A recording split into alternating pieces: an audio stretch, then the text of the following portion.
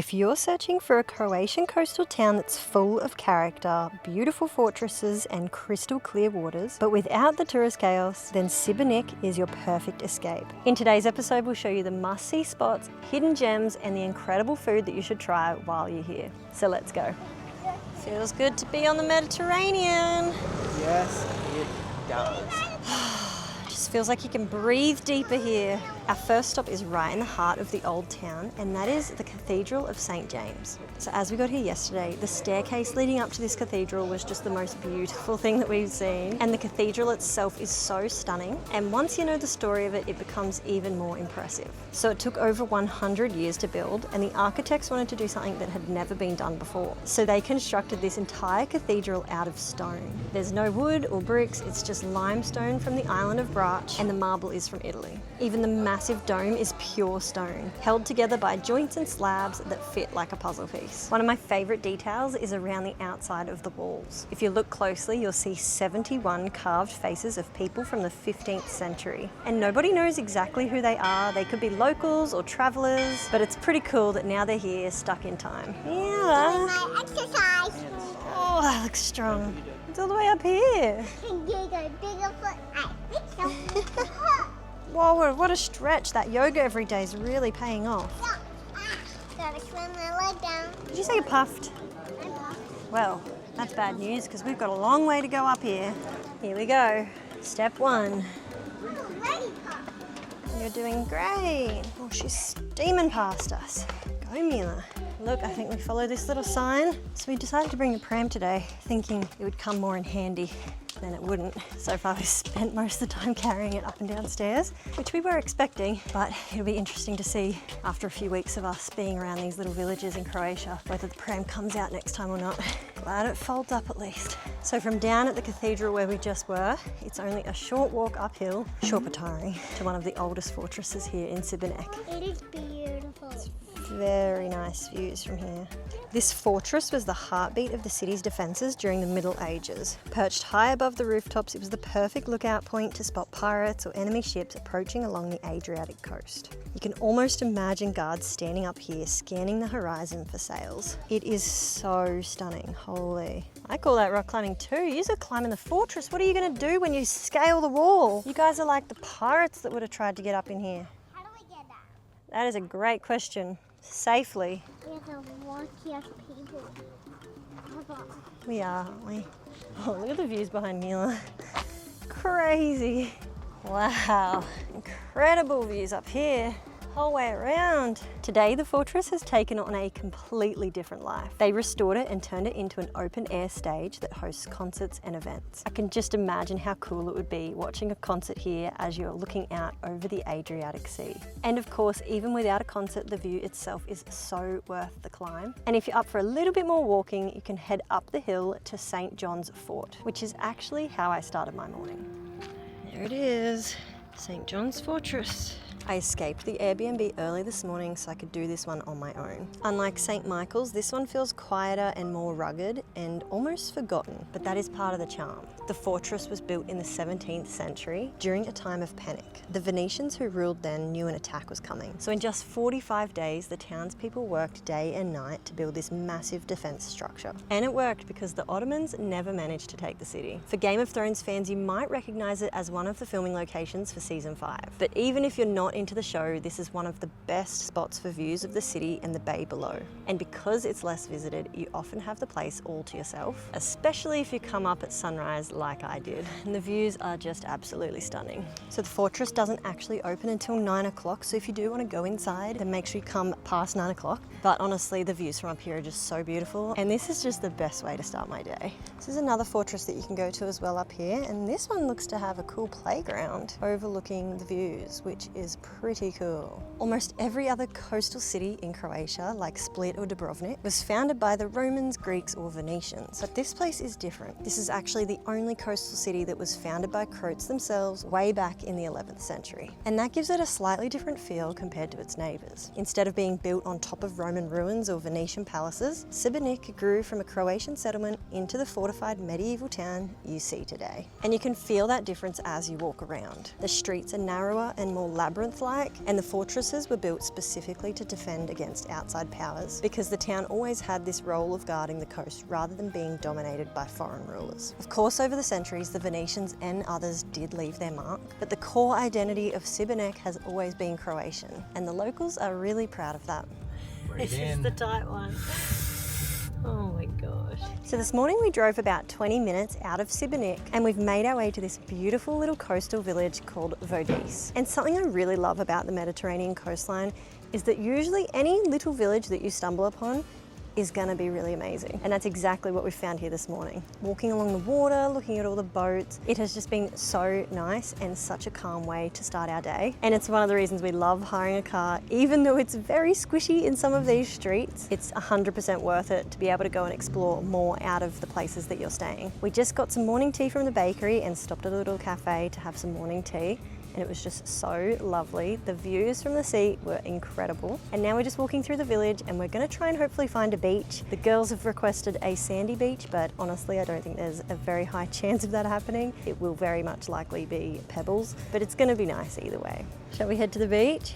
Yeah! Let's go find one. I hope it's sand. I think it's a rocky beach, Mila. Wow, the water is so beautiful.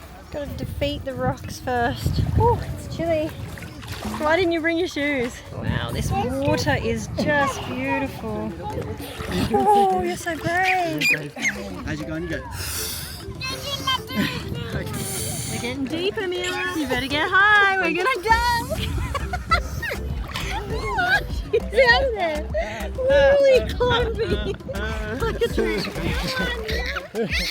Not a bad way to spend a morning. This silly guy didn't wear his shoes in. They're so slippery too. When we first arrived in Sibenik, we actually went to the beach just outside of town. I think it was called Banj Beach, and I honestly prefer this one better, and it's only a 15-minute drive from Sibenik. It's just a little bit prettier, I would say. So we're in the car now, getting ready to head back to our Airbnb for some lunch and a rest.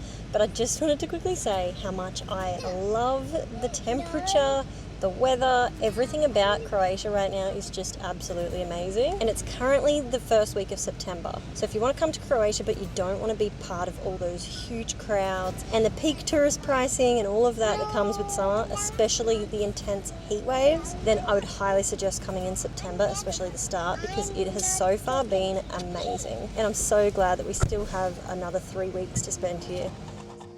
We've now made our way to the Dalmatian Ethno village, and something I want to note, if you do come here, it is a little bit confusing to find exactly where you have to go. So when you park out the front, you'll want to go down into the main entrance and then turn right at the sign for the park, and then down this funny little road where it looks like you shouldn't be walking is where you have to go. But walking in here feels like stepping into a living museum, but instead of glass displays and signs, you're surrounded by real stone houses, courtyards and watermills that recreate how people lived in Dalmatia hundreds of years ago.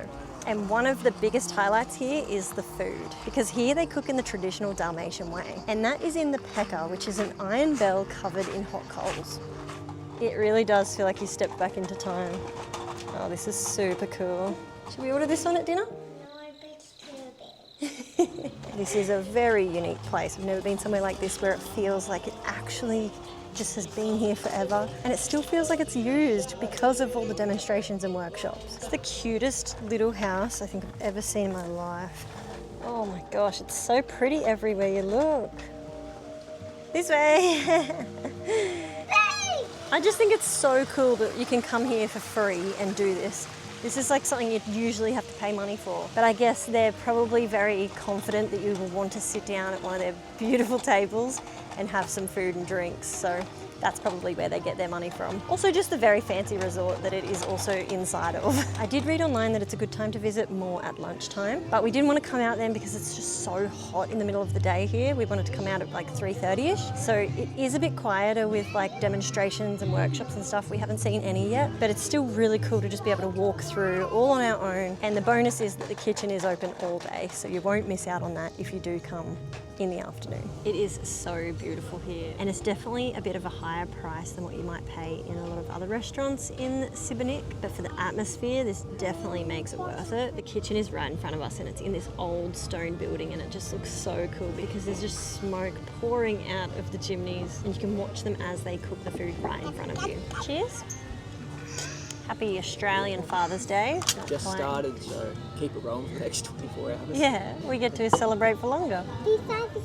Cheers, little one. So they've brought out this beautiful bread bowl and these little, we're thinking it's just butter, but Tom says it's a bit cheesy flavoured. They look like a big cheese stick from home. I love nice restaurants.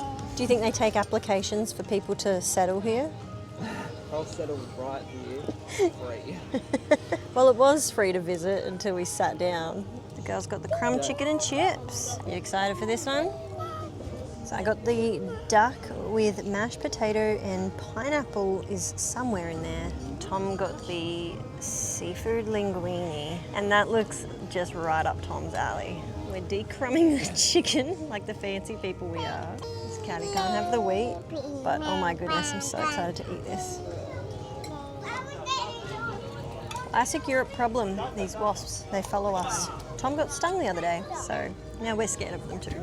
This was the nicest thing I've ever done and nicest place I've ever been. I know, right? He's not wrong though, that was an incredible experience, and I would call that an experience. It wasn't just dining, because sitting there, watching them cook the food for you, and just feeling like you're part of this tiny little settlement is just such a unique experience, and I'm so glad that we went there and had a really nice dinner. So tomorrow is actually Father's Day, so we're going to be doing something really special to celebrate Tom.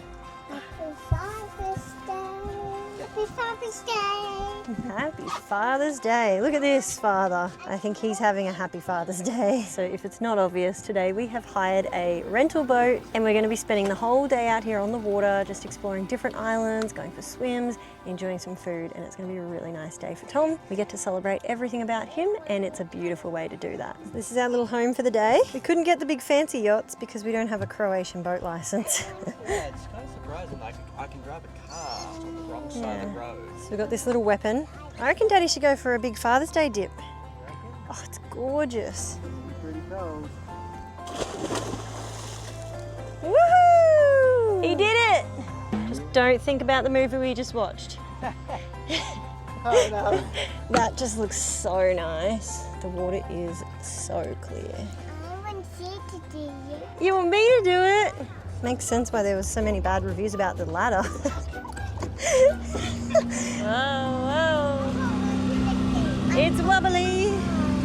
You holding on? We found a pretty good spot to tie up.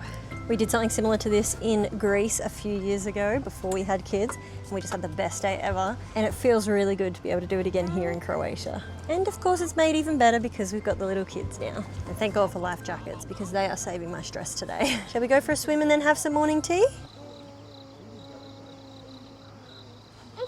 Okay. Getting ready for a family swim. These life jackets are going to really help us here because we're attempting to get to shore. It's not far, honestly.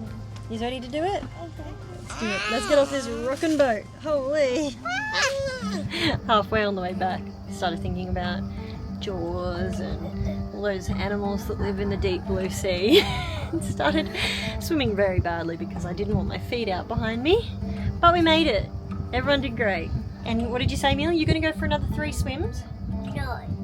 You're Not done? today. Now that I'm done 2 swims, I'm not gonna do 8 more today. Sounds like the whole ocean's in your nose. It was so much harder to get back to the boat because the waves were crashing into our faces. So it took like twice as long. We are exhausted. But now it's time for some nice morning tea. It is a bit cloudy today. It'd be nice if we had some sunshine to warm us up. So the most disappointing news is that I actually forgot to pack all of our nibblies for the boat ride. They're still waiting in our Airbnb fridge. They're just going to be cleaned out today because we're moving on. So Tom's Father's Day food has now become a packet of chips. Pretty good chips, eh? That's good.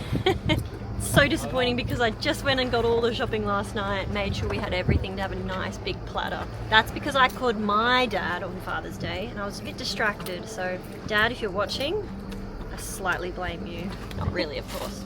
totally my fault. The girls are happy though. The girls are attempting a colouring in session while we're riding the boat around.